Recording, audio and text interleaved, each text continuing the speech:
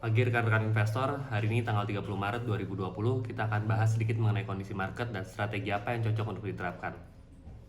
Saat ini kita sudah bersama narasumber kita dengan Johan Harsa. Selamat pagi Johan, bagaimana kabarnya, sehat? Kemarin sempat sakit tenggorokan, cuman sekarang udah sehat.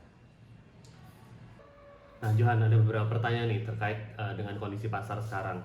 Beberapa minggu terakhir ini kan pasar modal kita pergerakannya sangat luar biasa. Tidak hanya di saham tapi juga pasar obligasi, kemudian juga rupiah. Nah, khususnya di pasar saham sendiri ini kan secara year to date kemarin sempat menyentuh level terendah di 3937 atau turun kurang lebih 37% ya. Nah, kemudian 2 hari terakhir ini naik kurang lebih 15%. Kira-kira ini apa yang sedang terjadi? Apakah ini hanya technical rebound biasa atau ini sudah mulai memasuki fase early recovery?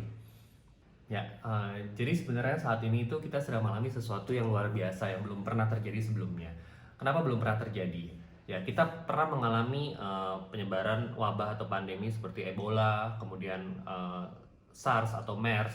Ya, kita juga pernah mengalami krisis ekonomi seperti tahun 98 atau tahun 2008. Tapi sesuatu yang terjadi bersamaan seperti saat ini, di mana suatu wabah itu menyebabkan gejolak ekonomi yang sangat besar, ini belum pernah terjadi sebelumnya. Oleh karena itu, belum ada tolak ukur yang pasti untuk kejadian seperti saat ini.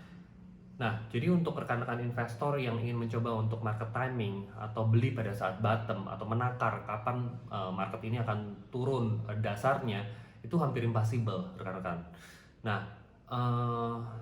kenapa seperti itu? Karena ada beberapa unknown factor atau faktor X yang kita itu tidak tahu, ya, yang akan terjadi di masa yang akan datang. Contohnya, kita tidak tahu kapan penyebaran virus COVID-19 ini akan mulai melambat, baik itu di Indonesia maupun di dunia.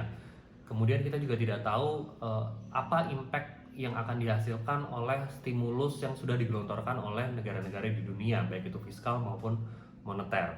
Ya, seberapa besar, apakah itu efektif atau tidak, ataukah malah justru berlebihan, ya, kita belum tahu. Ya, tapi ada beberapa hal yang pasti untuk kondisi seperti saat ini. Yang pertama, valuasi itu sudah sangat murah, ya, baik itu di saham, obligasi, bahkan rupiah sekalipun.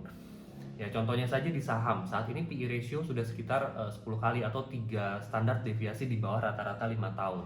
Itu sudah sangat-sangat murah dan jarang terjadi. Ya. Kemudian yang kedua, obligasi.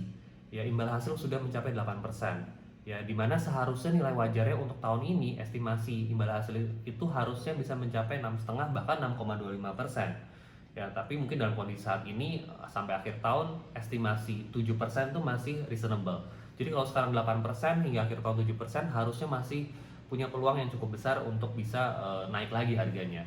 Ya, begitu juga dengan rupiah, di mana APBN juga masih menakar rupiah itu harusnya di level 14.500, mungkin sekarang sampai 15.000. Jadi aset-aset ini kalau misalnya nanti keadaan sudah membaik, ketakutan di pasar ini sudah mulai menurun, pasti eventually akan kembali ke nilai wajarnya. Oke, baik.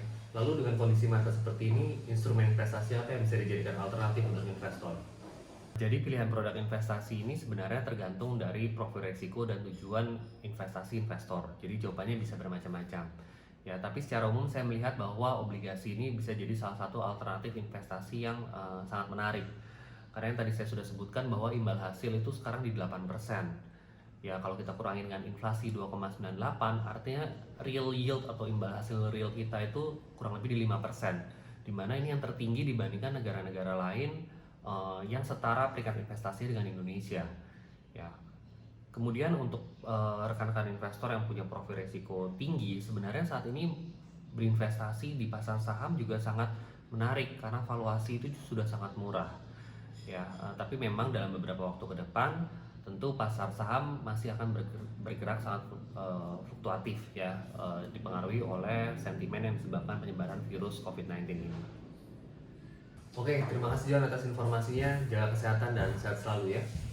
Demikian rekan-rekan investor market update hari ini. Semoga berguna dan bisa memberikan sedikit gambaran mengenai bagaimana kondisi pasar saat ini.